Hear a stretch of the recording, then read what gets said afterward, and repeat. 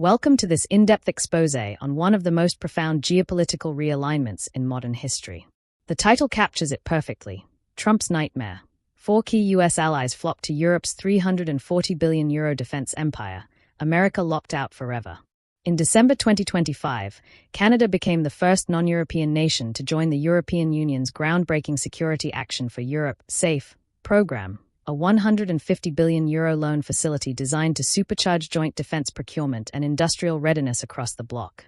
This move, finalized after months of negotiations, allows Canadian companies to bid on EU-backed projects, integrate into European supply chains, and attract massive investments from across the Atlantic.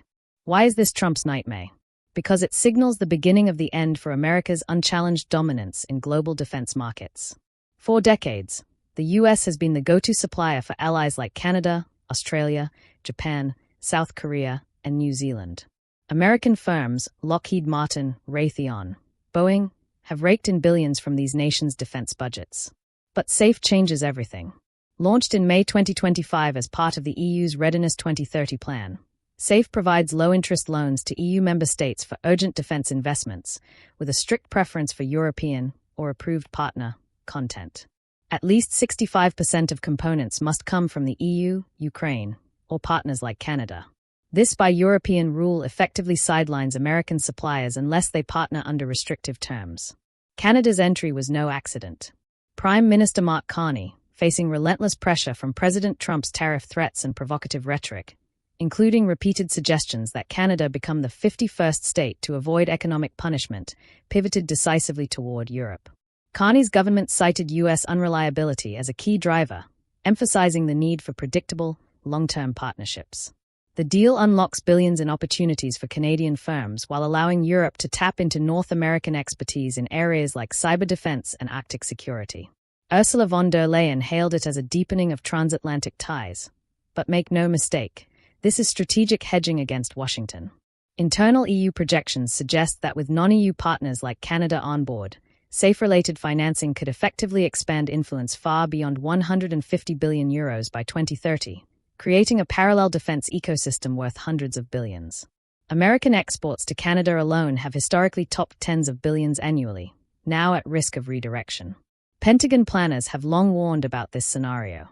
Classified assessments from recent years highlighted Europe's push for strategic autonomy as a direct threat to U.S. leverage.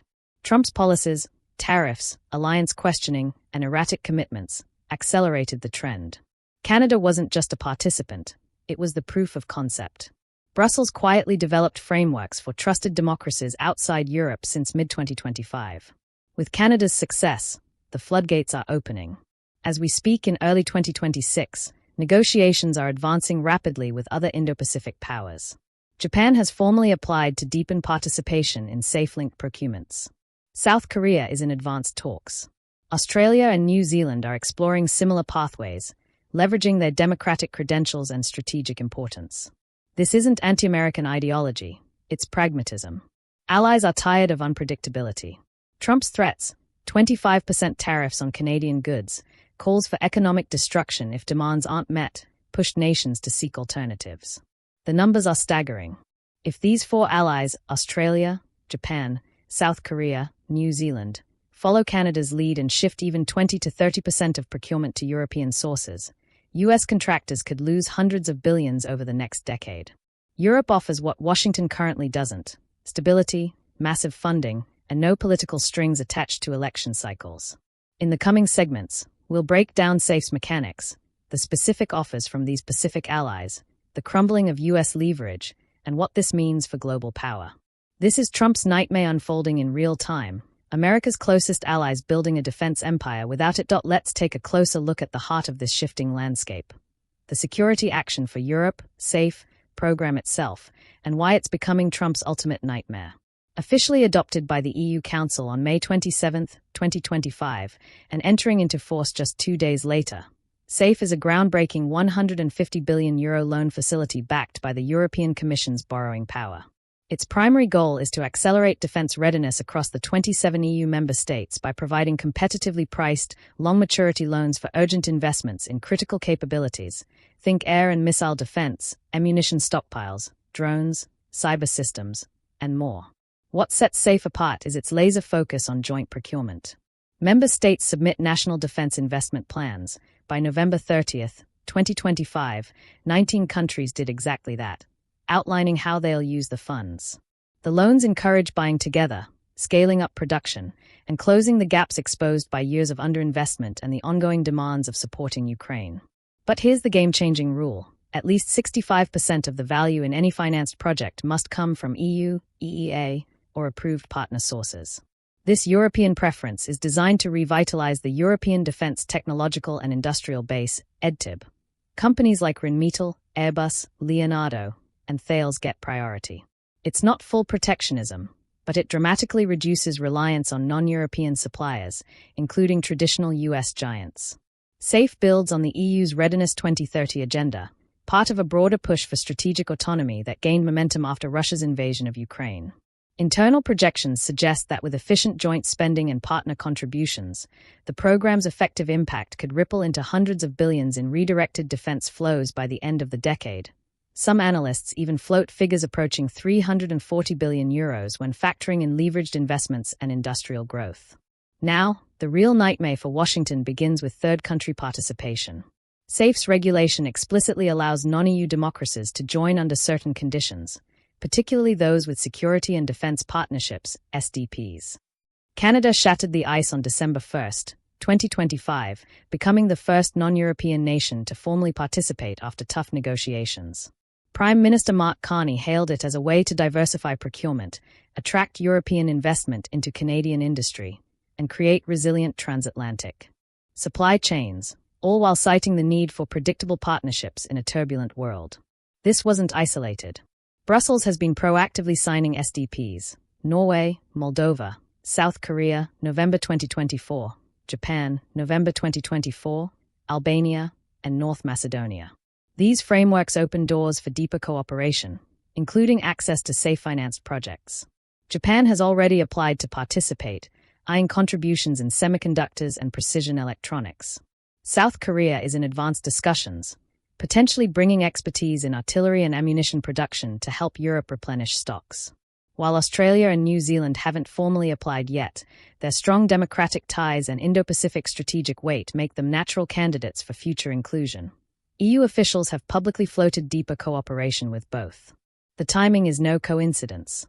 Trump's aggressive rhetoric, repeated threats to impose crushing tariffs on allies, provocative 51st state comments directed at Canada, and questioning long-standing commitments, has eroded trust across the Western alliance.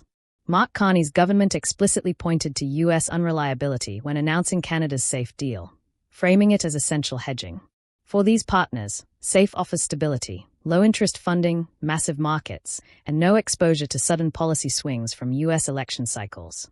In return, Europe gains diversified, high-tech inputs without full dependence on American systems. U.S. officials have no equivalent partnership in place, and talks with the U.K. collapsed over terms. Without an SDP, American firms face steep barriers, potentially locked out of a growing share of Allied spending. Pentagon assessments have warned for years that European autonomy efforts, accelerated by unpredictability in Washington, could erode U.S. leverage. Now, with Canada leading the way and Indo-Pacific powers like Japan and South Korea following, that warning is materializing. SAFE isn't about confrontation. It's about resilience for democracies facing shared threats. But for American dominance in global arms markets, historically billions in annual exports to these very allies, it's a direct challenge. As partner integrations deepen in 2026, with first disbursements and joint contracts on the horizon, the post-American tilt in defense architecture accelerates. Washington's window to respond with consistent, reliable engagement is narrowing fast. In the next segment, we'll unpack the specific commitments these allies are bringing and the billions at stake for U.S. industry. We're now turning to the heart of this realignment. The specific commitments and offers from Indo-Pacific partners that are reshaping Europe's defense landscape and posing Trump's biggest nightmare. Following Canada's groundbreaking entry as the first non-European participant in SAFE in December 2025, the door has opened wider for trusted third countries. SAFE's regulation explicitly enables countries with security and defense partnerships, SDPs, such as Japan and South Korea, to join joint procurement projects. This allows their industries to integrate into EU-financed initiatives, bid on contracts, and contribute expertise, all while adhering to the 65% European content preference. Japan stands at the forefront. In late 2025, Tokyo formally applied to enhance its participation in SafeLinked projects. Building on the EU-Japan SDP signed in November 2024, Japan is focusing on high-tech contributions, precision electronics, semiconductors for weapons systems, and autonomous technologies. These are critical for modern capabilities like drones and missile defense, areas where Europe seeks to close gaps quickly. Sources indicate Japan's proposals include multi-billion euro commitments over the coming decade, potentially establishing co-production facilities in Europe, such as in Poland or Finland, to leverage Japanese advancements while boosting the European defense technological and industrial base. This isn't one-sided. Japan gains diversified supply chains and reduced reliance on traditional partners amid regional tensions. South Korea is pursuing an equally ambitious path. With its SDP signed in November 2024, Seoul is in advanced negotiations for artillery and ammunition co-production. Europe faces urgent shell shortages from supporting Ukraine, and South Korea's world-leading expertise, proven in global exports, positions it perfectly to help. Proposals reportedly involve investments in Eastern European facilities capable of producing hundreds of thousands of rounds annually, with output prioritized for EU needs.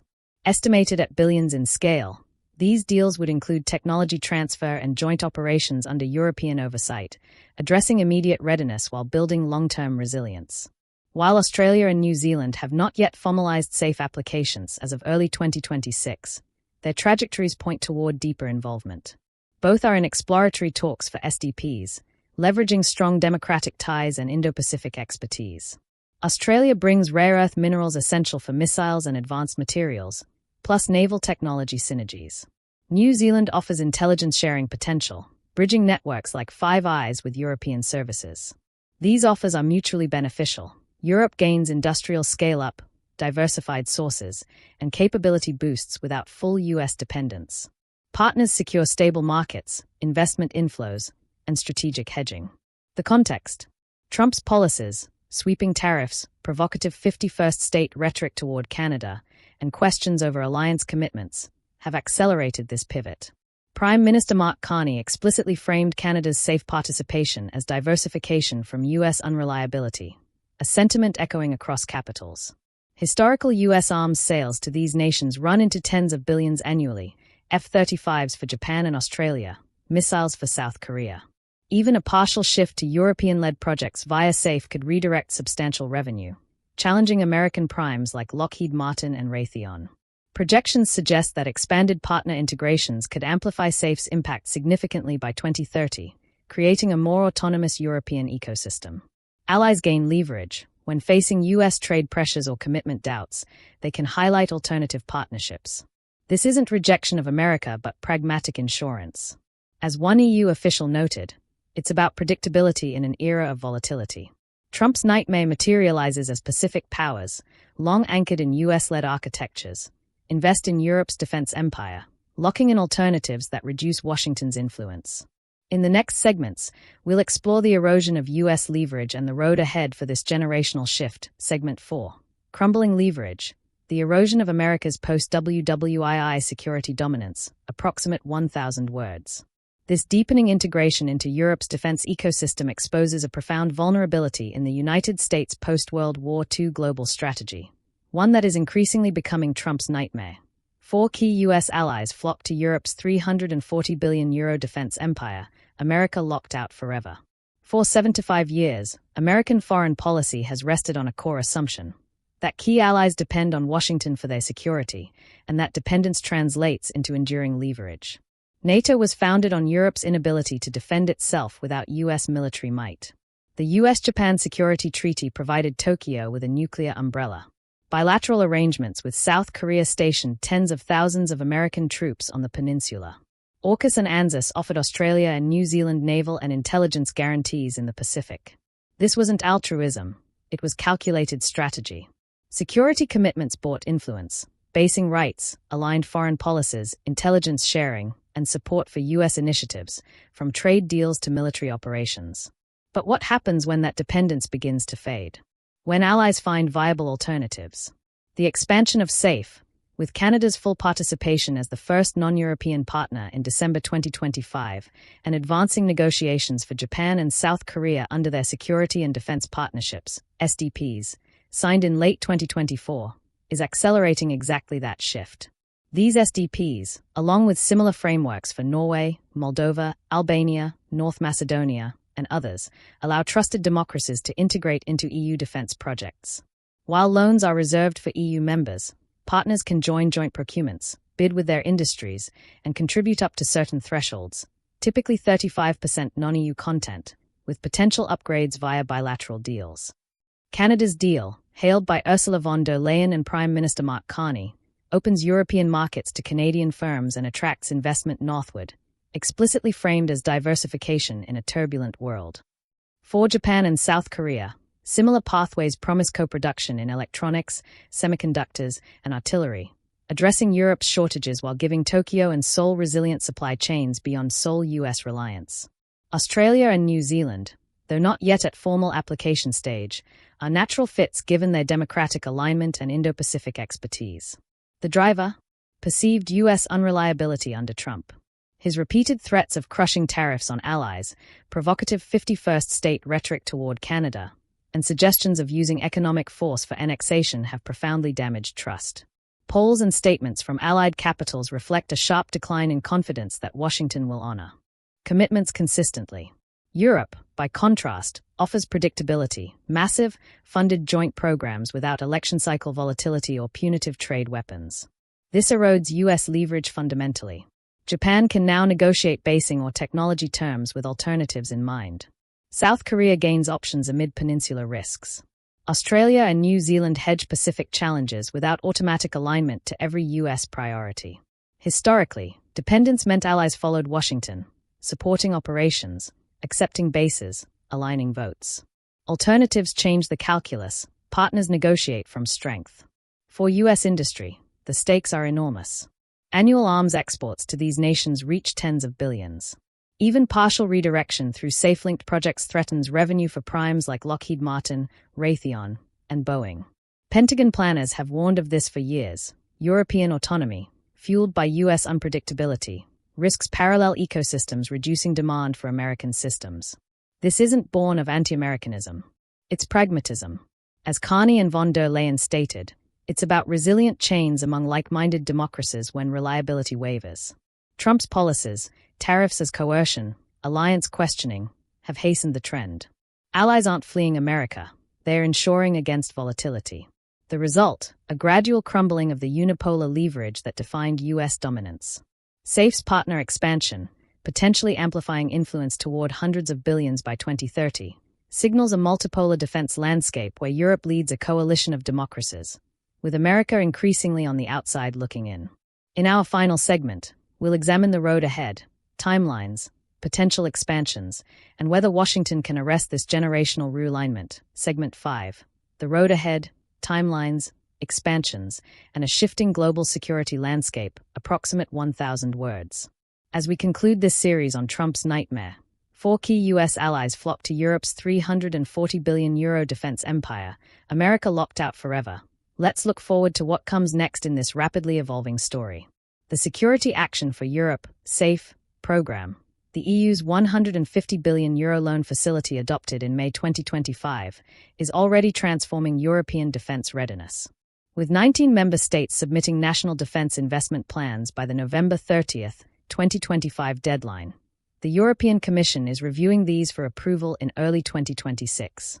First disbursements and loan agreements are expected soon after, with major joint procurements ramping up through 2026 and beyond.